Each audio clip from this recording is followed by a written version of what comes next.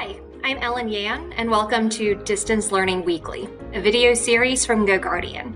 Every Thursday throughout May, we invite you to join us in a conversation about managing mental health in the face of remote or distance learning. And so in today's episode, we're covering the topic of social emotional learning, or SEL, and how to lead your district this fall. We reached out to our partners and leaders in the educational community for their perspectives and expertise on this topic, and we're so fortunate to be joined by two special guests today. First, we have Dr. Lori Vollandt, recently retired education leadership expert with over 30 years experience in education, and 15 of which was at the district level. Lori will be sharing her SEL perspectives and why it's more important than ever before to infuse SEL principles in our learning. And we also have Jill Cook, Assistant Director of the American School Counselor Association, where she helped develop and continues to oversee the National School Counselor of the Year and recognized ASCA model programs. Jill also serves as a liaison for numerous K-12, nonprofit, and for-profit organizations that work on issues related to the well-being of our nation's students. Jill was also a music teacher, a school counselor, and assistant principal before joining ASCA. So thank you both for joining us today. Thank you so much. Fantastic. So we've been hearing some anecdotes on our end from some of our schools. Sometimes their assistant principals, or principals, they're having to get some help in fielding social emotional learning and mental health concerns when sometimes I feel like they're not necessarily experts in SEL themselves. Jill, would love to get your take on this. What is your reaction to hearing that? So what we're hearing from school counselors across the country is that this mental wellness and these social emotional needs, while always has been part of school, social emotional learning, that certainly now in this shared experience we're all having has definitely heightened the need for all school personnel to be able to support students. And so certainly there are teachers, classroom teachers, administrators who I am sure are jumping in there to help support students, whatever that might look like in their virtual world. But I would note as well, so it's not just the students' social emotional needs we're talking about. It's also the school staff. I mean, this is a shared experience. So it's the educators in the school, the families, the communities. So it really is a unique situation in that we all must rally together to determine what we need as a community to support each other. So true. And Lori, would love to get your take. Have you been seeing this as well? Jill's absolutely right. This is a collective. Never in our human experience, well, not the human experience, but in our experience, have we had something like this happen where everyone is involved. There's nobody that this doesn't touch. So like if you have a school shooting, the community responds. If you have a flood, the community responds. This is the whole world. So that's the difference this time. This is personal for every single person. And so everyone is going to have some kind of response to it. And they're going to have an emotional response to it. So Jill's absolutely right. This is something that we all have to address. Now, if you're an educational leader, and that could be a bus driver, it could be the school principal, it could be a teacher, it could be a pastor, it could be anyone. Understanding the social emotional responses of folks under stress is really, really important. You do not have to be an expert. That's the great thing about this, is that you don't have to be an expert in social emotional learning, but you need to know who to go to in your school or your community, and you need to know where the resources are. So don't feel like you have to become an expert. What you need to do is be aware of that this is happening to all of us, that there will be an emotional response, that there are supports and there are resources for everyone. And I have seen that principals and school leaders are really looking for direction on how to lead their staff in this work. And not everybody's comfortable with this work. I got to tell you that, number one. Not a lot. There's some folks that are not comfortable with talking about their emotions. So if that's the principal or somebody in charge, they need to make sure that somebody else that's more comfortable leading that is allowed to lead that charge instead of trying to get through it themselves if it's not something that they're able to do. So, and that's where school counselors can come into this. Absolutely. That's what they live for. Mhm. And social workers and certain teachers. I mean, we all know in a school community who those folks are, right? Who do the kids go to? So if it's the lunch lady, make sure she has some skills, right, in order to reach the kids. And even kids can be leaders in their own school communities. I mean, this is something that, don't just look at the whole thing. Who are all your resources? And sometimes students are some of the best people to reach out to other students. What I'm hearing is just maybe from this conversation is, does SEL become like one of the biggest priorities then going forward? Lori, would you say that now? I think it's always been really important, but again, now it's even more important that we understand what social emotional learning is, that it's not a touchy-feely, if you feel like it, add-on. It's a part of our everyday lives. It's a part of who we are as human beings. And so, social emotional learning is something that allows us to understand ourselves. It helps us to understand others, have empathy, and have a collective understanding of where we fit into this world and the impact we can have on making things better. And that self-efficacy, that efficacy piece for teachers, for kids, for everybody is so important.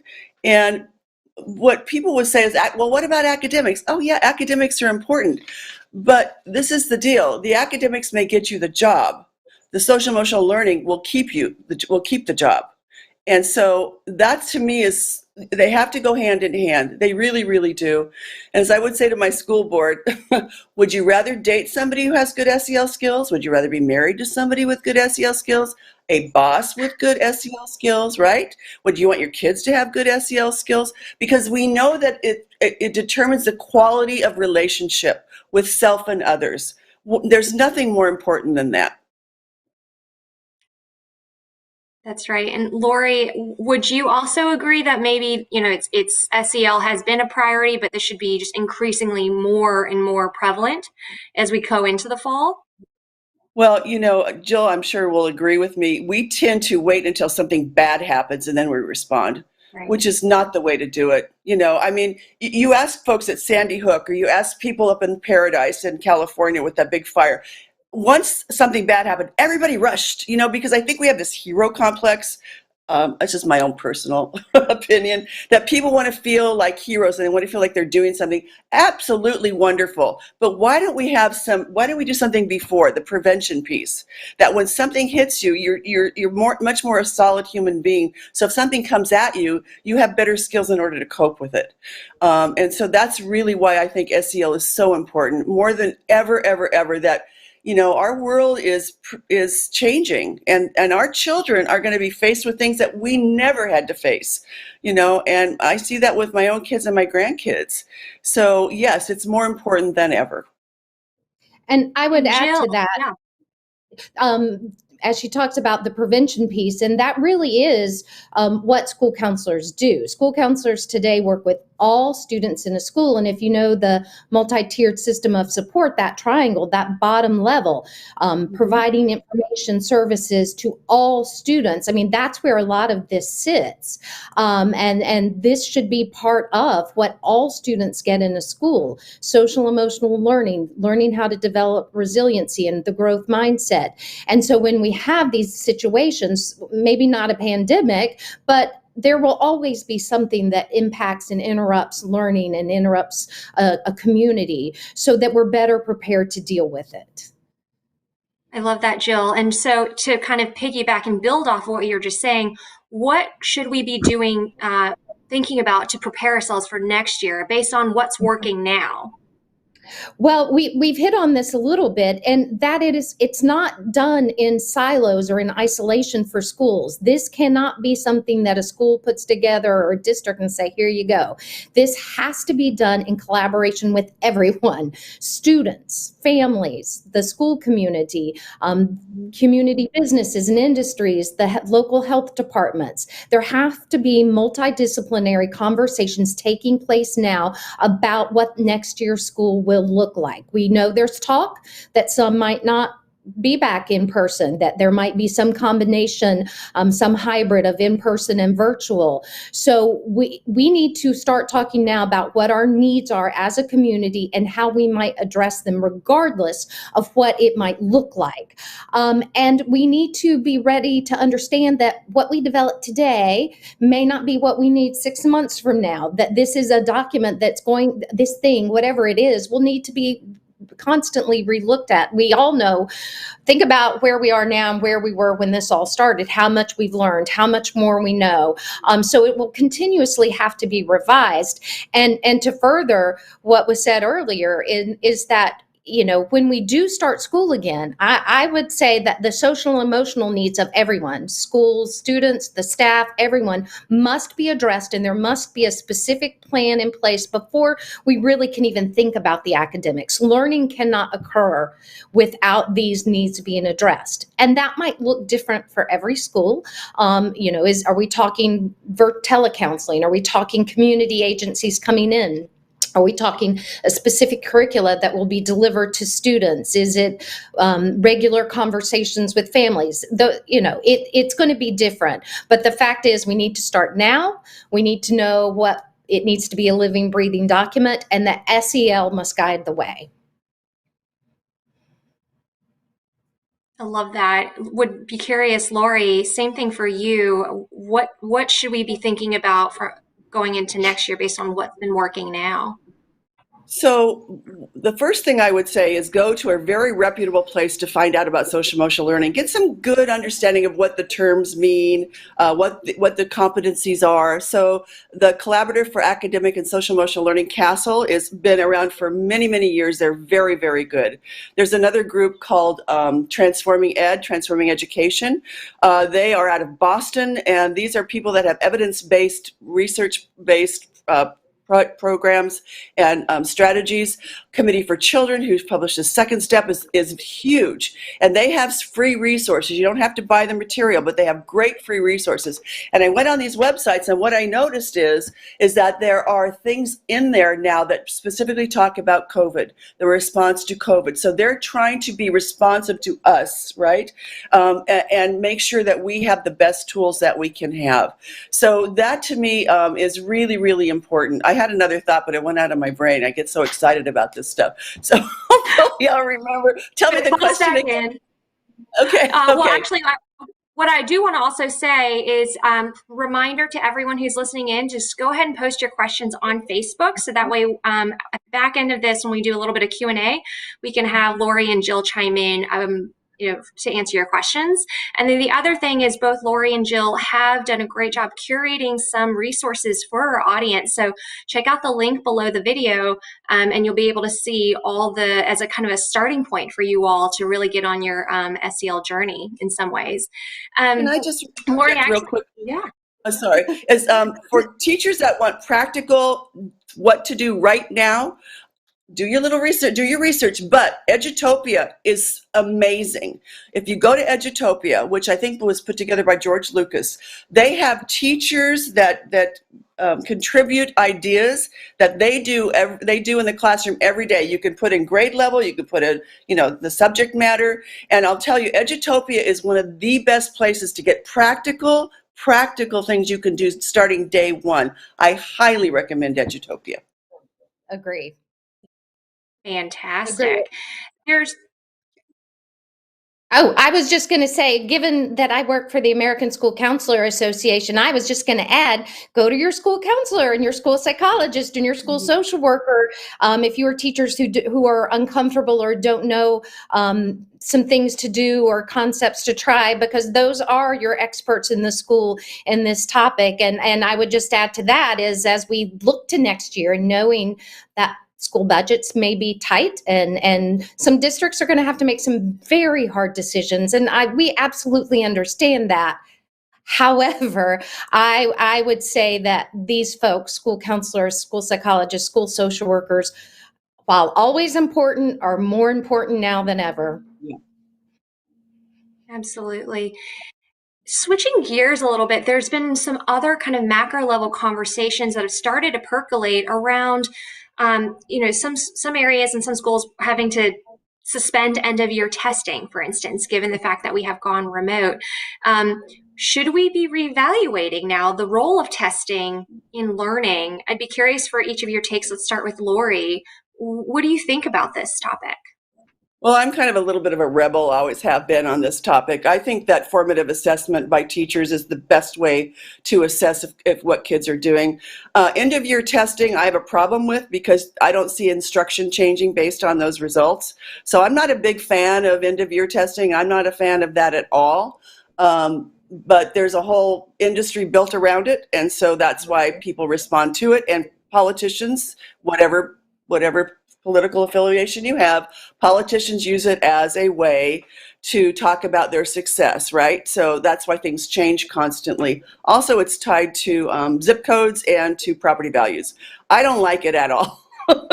So for me, I think that we need a much more holistic look at our kids, what their talents are. What if their talent doesn't lie within that testing venue or that window? All the entrepreneurial thinking, all the creative thinking, all the things that kids should be is a whole picture. It isn't a narrow band on a test. Now, for some folks, there's a lot of folks that feel that it's really important, and how do I know what my kid's doing? I get it. But it's just, to me, when you look at the thing that happened at Virginia Tech with that shooter, okay, the guy who went into Virginia Tech and he killed all those people, it was horrible. And I said to my school board, they didn't like me when I say these things, but I said it anyway. We would have graduated that young man and said we had done a good job because he got good grades, he had good testing, and he went off to a good college. But there's something more than that for human beings. There's something more than that. And we have to think holistically about our kids. So if you can use testing in a way that enhances the child's abilities, or you're responding to a deficit in learning, I'm all for it. But I'm not a big fan of those end of the year tests. So I don't know if I'm answering your question or just giving my opinion. Well, I can't necessarily speak to whether we need them or not, but what I can say is I think this gives us an opportunity to really reevaluate our education system, whatever that might look like, and not just, the K-12 system, but we know that ACT, College Board, SAT testing has been changed, altered, suspended, and that many colleges and universities are going to go test optional for the next year, probably longer. So I'll be curious to see how this plays out in terms of what that means for university, what they would consider the kinds of students they are accepting into their universities without that test. So I think, a year from now, 2 years from now, it'll be interesting to look back, but to see where we are. I hope this can be a shift, not only for SEL education and the importance of it, but really the structures of school, the calendars. There are lots of conversations going on. Fantastic. And I'm going to shift a little bit now to some questions from the audience. And we did get one in from Twitter for Jill. The question is, how can I help my sixth graders with their coping skills? Great question. And there are lots of things you can do. It can be everything from just even a daily check-in with students. We can do this virtually. All these things we can do virtually. It can be reading stories. Middle school students, high school students love to be read to, that showcase these skills we need. It can be what we're missing in this virtual world is really that peer interaction that's so important to kiddos. So what are some ways maybe you could virtually foster that? Is it something not related to academics? I know some schools are doing after-school clubs virtually just to give kiddos the opportunity for some peer-to-peer action. But also talking to kids about the things we as adults, I hope, know that are important to us, a routine in this world where we're in our houses most of the time, having a set time to get up, to do your schoolwork, to eat your meals, to have time for video games or television, whatever that might look like. Understanding the need for physical activity and for exercise.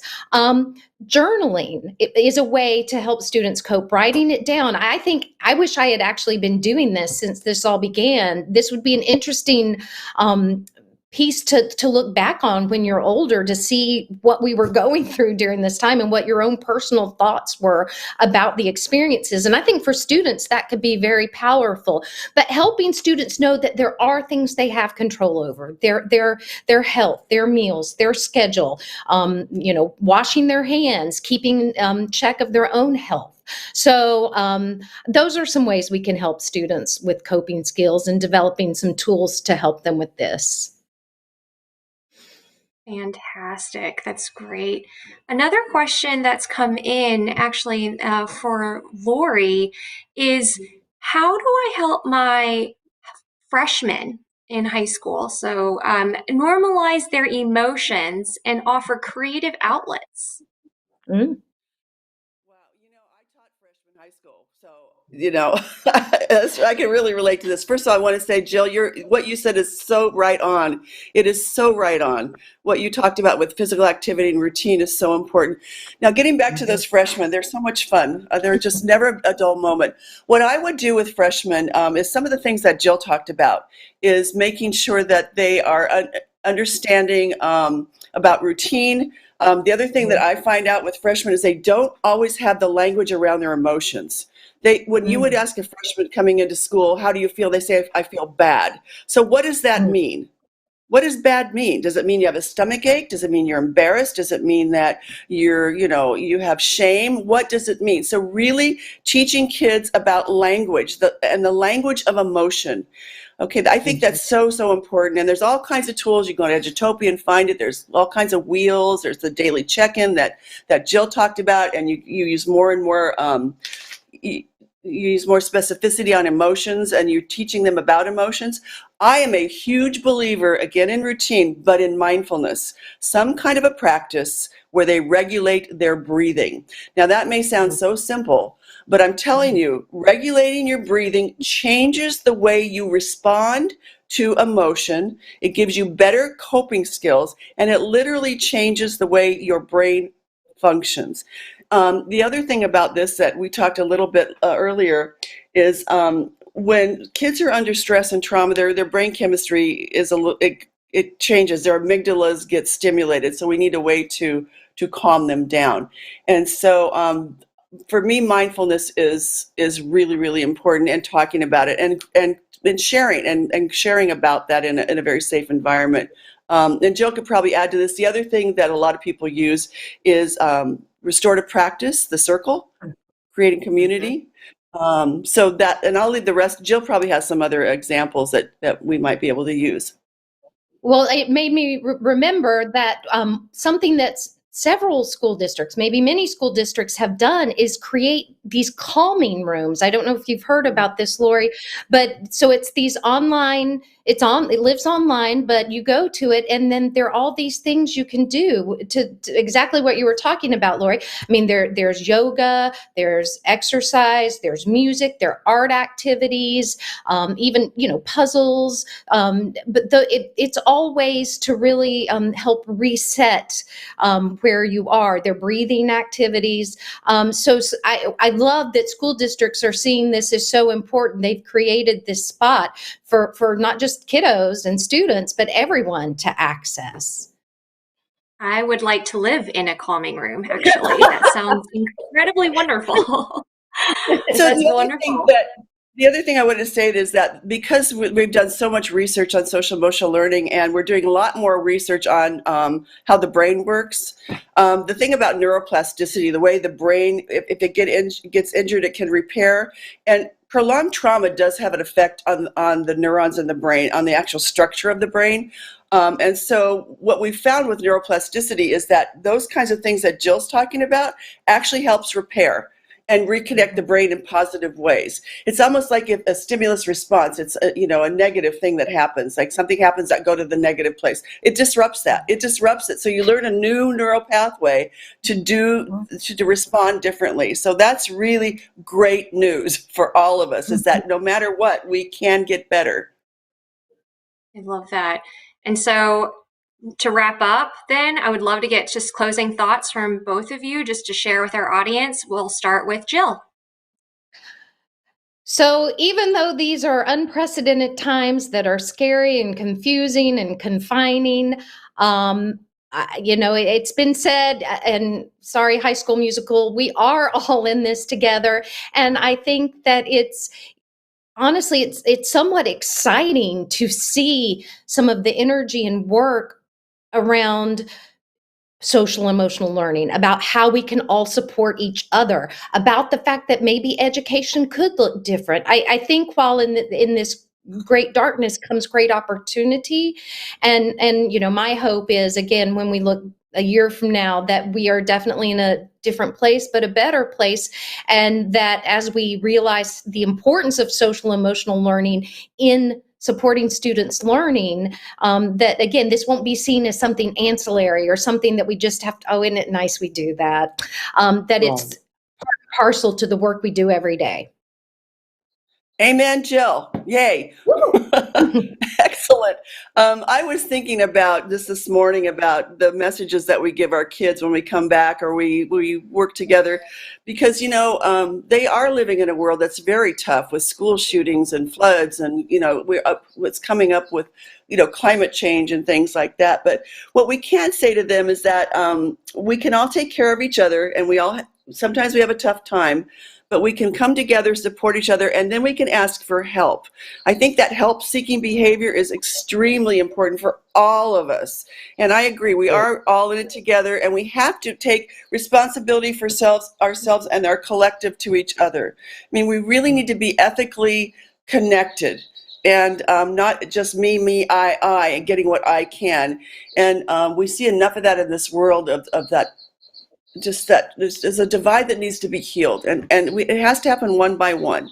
It's not up to you're not going to change somebody else. You need to change yourself. We need to take responsibility ourselves for the change that we want in the world. So that would be what I would say, and that there's lots of resources for you, and you're not in it alone. Mm-hmm. Love it. Appreciate it. Well, thank you so much to both Jill and Lori for your insight, a wonderful conversation, and as well as those resources. So check out the links below the video to take a deeper dive into the information we discussed today, including an ebook that Lori wrote on social emotional learning and suicide prevention in schools, as well as other Go Guardian resources on distance learning. So thank you all for joining us, and we will see you next time right here on Distance Learning Weekly.